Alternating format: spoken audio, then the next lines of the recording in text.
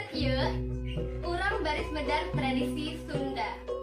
Tepangkeun nami abdi Arisa Rahma. Abdi Dewi Awalia Febriani. Abdi Devi Ratnawati. Abdi Putri Dwi Rahayu. Abdi Bella Sapitri.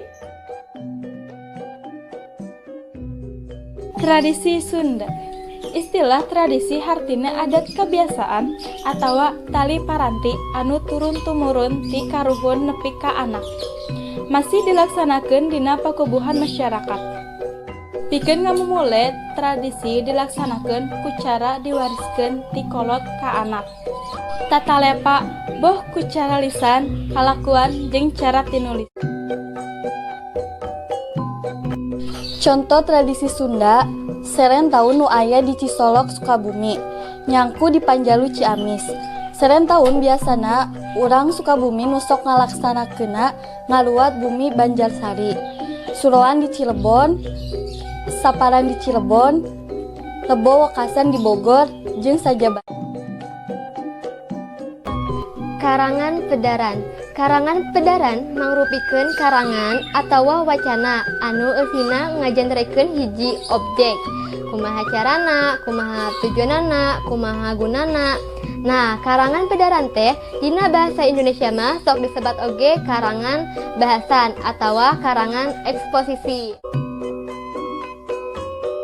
Dina nulis Pedaran, urang tangtos merhatikeun bagian-bagian atawa struktur Pedaran. Struktur Pedaran dibagi jadi 3 bagian, nyaeta hiji bagian bubuka atau midangkeun hal-hal umum. Di antarana nyaeta hiji alasan milih jejer Pedaran, 2 pentingna jejer Pedaran, 3 legana Pedaran, 4 watesan jejer Pedaran, 5 masalah-masalah anu dipedar, 6 tujuan jeung gunana Pedaran. Bagian kedua nyaeta bagian eusi atau midangkeun objek anu dipedar. Di antarana hiji wujud jeung wangun objek, kadua gunana objek, katilu wanda atawa tipe objek. Bagian katilu nyaeta bagian panutup. Hiji kacendekan atau kasimpulan tina eusi Pedaran, kadua saran. Dina Pedaran aya unsur kebahasaan nyaeta hiji diksi, 2 EYD, katilu undak usuk basa. Ieu aya contoh pidangan Pedaran dina upacara adat panganten. Dina video ieu aya upacara adat sawer panganten. Dina tradisi Sunda upacara adat panganten ieu digunakeun pisan. Sawer panganten miboga makna anu penting dina upacara adat panganten nyaeta anu maksadna ngandung seloka yen dina hirup salajengna eta panganten tiasa langkung makmur. Salian teh eta oge tangtos panganten tiasa mere maweh kasasama. Janten upami gaduh rejeki teu kenging dikekeueuh ku nyalira dibagikeun kanu sanesna. Dina video salajengna di dieu aya meulem harupat. Naon eta harupat teh? Anu disebat harupat teh nyaeta nyere dina kawung anu warnana hideung, benten sareng nyere dina kalapa. Eta harupat diduruk, terus dipiteskeun. Teras dipiceun ku panganten adat istiadat ieu henteu ngan saukur dilaksanakeun hungkul. Tangtos aya siloka maknana di dieu dipiharap panganten teu kenging miboga sifat getas harupateun. Getas harupateun teh sifat-sifat anu goreng anu aya di diri panganten istri sareng panganten pameget. Teu kenging dicandak dina kahirupan rumah tangga.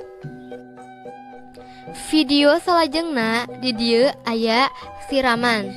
Siraman teh biasana dilaksanakeun samemeh walimahan. Biasana dilaksanakeunna ku panganten istri. Panganten istri disiram ku ibuna, ku ramana oge ku para sepuh-sepuhna panganten istri. Silokana nyaeta tangtos urang kedah sesuci dina sagala rupa hal, meresihan diri, meresihan jiwa.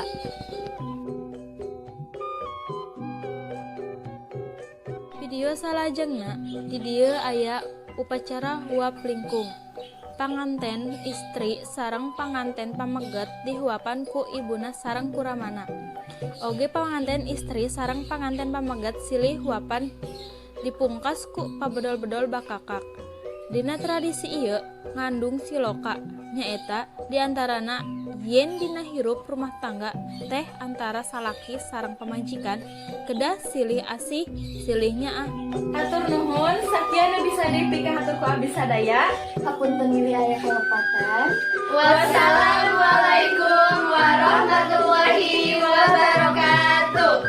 Tauhilahnya like, comment, and subscribe. Tauhilahnya.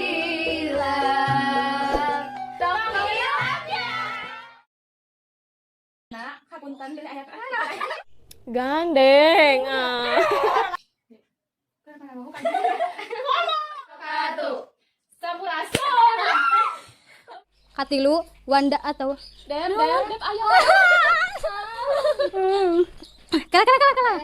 Kala mana teh teh kahijinya? Mana teh? Dua. Sengaja ataupun nanti ayat itu teh gini atau tadi sengaja.